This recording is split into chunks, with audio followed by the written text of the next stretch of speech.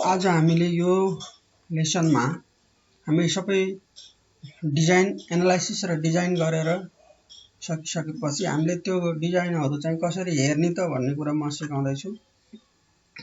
त्यसको लागि हामीले डिस्प्लेमा जाने, डिस्प्लेमा चाहिँ show deformed bar, show force stress, show virtual work diagram भन्नेहरु छन्। यहाँ माथि शो डिफाउन्ड सेभ यो जम्मै लोड हालेको हेर्ने चाहिँ हामीले हेरिसक्यौं। अब हामी चाहिँ डिजाइन गरिसकेपछि कस्तो देखिन्छ त भनेर फोर्सहरु कसरी लागिरहेको हुन्छ भनेर अनि टेबल शो टेबलमा गएर पनि हामीले चाहिँ त्यो सबै डाटाहरु हेर्न सकिन्छ। त्यो म कसरी हेर्ने भनेर देखाउँछु। अब शो फोर्स स्ट्रेस मा चाहिँ फ्रेम हो कि सेल हो त? सेल भनेको चाहिँ हाम्रो स्ल्याब हो, फ्रेम भनेको चाहिँ बीम र कलम हो। अब हामीले चाहिँ फ्रेम केबल फ्रेममा चाहिँ क्लिक गरौँ। त्यसमा चाहिँ डेड लोडले हो कि लाइभ लोडले हो कि स्टेयरकेस लोडले हो कि फ्लोर फिनिश लोडले सबैको छुट्टा छुट्टै अर्थक्वेक सबै अनि कम्बिनेसनहरु यो 14 वटा कम्बिनेसनबाट कुन कम्बिनेसनमा चाहिँ कस्तो हुन्छ भनेर हेर्न सकिन्छ। ल अहिले चाहिँ हामी कम्बिनेसन कुनै एउटा हेरौं। ल वाल लोडको हेरौं हैन।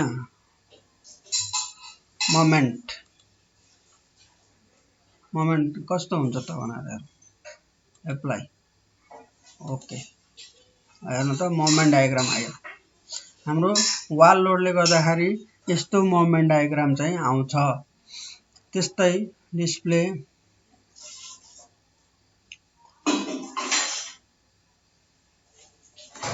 मा चाहिँ वाल लोडले सरी अब डेड लोडले कस्तो हुन्छ त? ओके डेड लोडले यस्तो हुन्छ। बेन्डिङ मोमेन्ट हो यो। अब शियर फोर्स चाहिँ कस्तो हुन्छ त भन्दा डिस्प्ले यसमा चाहिँ हामीले डेड लोड को चाहिँ यहाँ मोमेन्ट हेरौं। अब एक्सियल फोर्स हेर्दालाई यहाँ एक्सियल फोर्समा चाहिँ क्लिक गर्नु।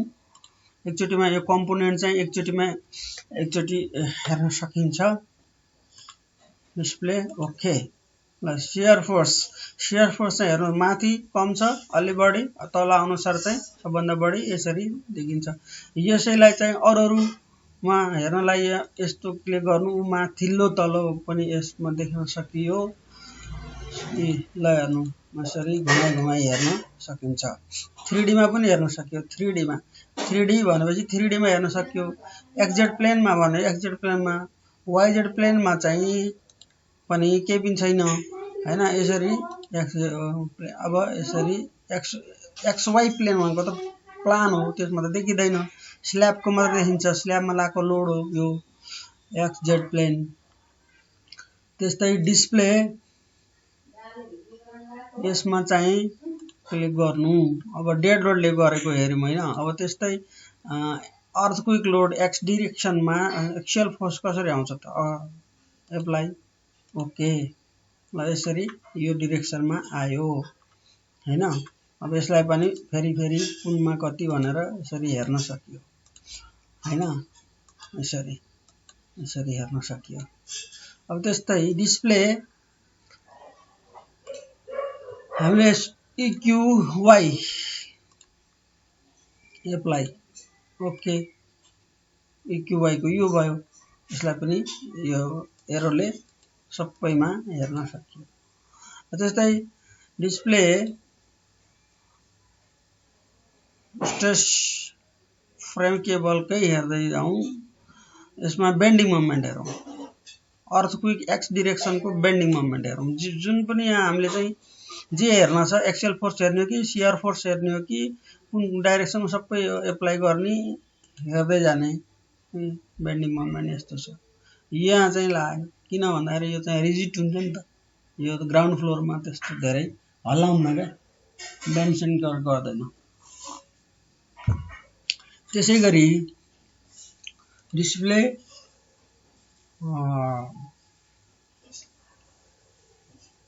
फ्रेममा जाने। अब यतापट्टि पनि एउटा हेरौँ है त। युडी कम्बिनेसन चाहिँ युडिकन चाहिँ हामीले 7 हेरौँ यसलाई। ओके 7 ले बेन्डिङ मोमेन्ट यस्तो गरायो हैन। यसको चाहिँ अरु डाइरेक्सनमा चाहिँ गर्नलाई यो माथिको एरो थिच्दै जाने यस्तो गरायो। सबैको एक एक गरेर हेर्न सकिन्छ। अब मैले तपाईहरुलाई 3D मा पनि हेर्न सके। 3D को बेन्डिङ मोमेन्ट यस्तो हो। 3D को शियर फोर्स पनि हेरौँ, बेन्डिङ मोमेन्ट पनि हेरौँ। अब लोड कुन हो? लोड चाहिँ हामीले फरक सबै लोडहरु चाहिँ राखेर हेर्न सकिन्छ। यही हो तरिका। त्यस्तै अब हामीले चाहिँ डिस्प्लेमा अब यसलाई यो सबै क्लियर गर्ने, अर्को हाल्नलाई क्लियर गर्नुपर्छ। एसाइन क्लियर डिस्प्ले अफ एसाइन्स, यो एसाइन गरेको जुन छ डिस्प्ले क्लियर गर्दियो भनेपछि क्लियर पनि हुन्छ। अब हामीले डिस्प्ले शो टेबल भन्ने छ। यहाँ शो टेबलमा गएर टेबुलेटेड फर्ममा चाहिँ आउँछ। अब हामीले एनालाइसिस हेरौँ। एनालाइसिस रिजल्टमा चाहिँ के 23 वटा चाहिँ टेबल सिलेक्टेड हुन्छ। त्यसमा चाहिँ joint output, element output, structure output हेरौँ। स्ट्रक्चर आउटपुटमा के छ त? बेस रिएक्सन्स, बेस रिएक्सन को टेबल गर्ने, राइट क्लिक गर्ने, डिस्प्ले टेबल गर्ने, स्याप गर्ने। ल बेस रिएक्सनहरु चाहिँ यहाँ आछ, यसरी आउँछ हैन। त्यस्तै अब इलिमेन्ट आउटपुटमा चाहिँ यहाँ क्लिक गरौँ। त्यस्तै जोइन्ट आउटपुटमा क्लिक गरौँ। मा चाहिँ रिएक्सन हेरौँ हामीले। रिएक्सन यसको चाहिँ राइट क्लिक गरेर डिस्प्ले टेबल गरेपछि यहाँ रिएक्सनहरु चाहिँ आयो। F3 भनेको चाहिँ त्यो हाम्रो यो डिजाइन हो। यसलाई चाहिँ 1.5 ले गुणा गरेर भाग गरेर पछि फुटिङ डिजाइन गर्न सकिन्छ। हाम्रो 9 वटा हुन्छ। 9 वटा कलमको बेसमा आउने रिएक्सन हो 1.53 किलोन्युटन, 1.85 किलोन्युटन, 147 हेर धेरै छैन, एकदम थोरै छ किनभने यो सिम्पल बिल्डिङ हो। ओके गरौँ हैन। रिएक्सन पनि हेर्न सिक्नु भयो। अब त्यस्तै गरेर हामीले चाहिँ अरु के हेर्ने त भन्दाखेरि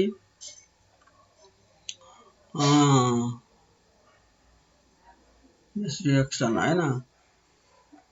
एरिया असाइनमेन्ट भन्नेमा के छ यो सबै खोलेर हेर्न सक्नुहुन्छ। तपाईले सबै खोलेर के कहाँ कस्तो हो भनेर सबै हेर्न सक्नुहुन्छ। मोडेलमा चाहिँ पनि मोडेल भन्ने छ। मोडेलको हो 1027 टेबल छ। सिस्टम डाटा, प्रोपर्टी, डेफिनेसन यो सबैको फ्रेम असाइनमेन्ट, एरिया सेक्सन हैन। मेसले अप्सन डाटा। अब यहाँ खोलौँ है। यसरी जोइन्ट मासेस। अब यहाँ हेरौँ। यो बेस रिएक्सन भयो, टेबल बेस रिएक्सन भयो। योमा के छ? Model information. यसमा के छ? स्पेक्ट्रम सबै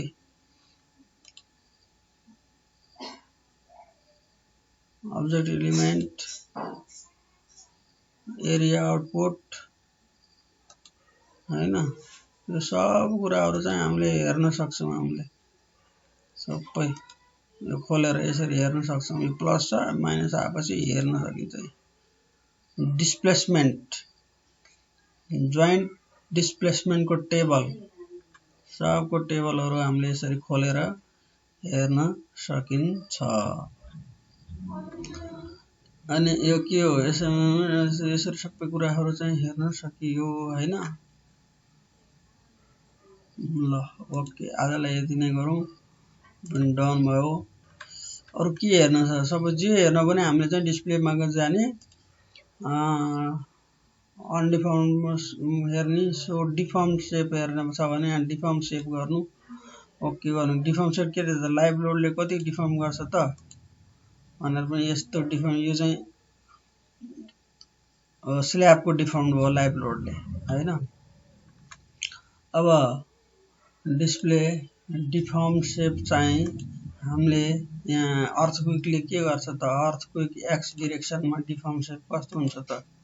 ओके यस्तो हुन्छ। एनिमेसन पनि गरेर यस्तो साउन्डहरु पनि सुन्न सकिन्छ हैन। अब त्यस्तै डिस्प्ले डिफर्म सेभ स्ट्रेसमा गएर चाहिँ फ्रेममा क्लिक गर्नु, यहाँ चाहिँ अर्थक्वेक लगाइदिनु, अर्थक्वेक एक्स डिरेक्सनमा एप्लाई गर्नु।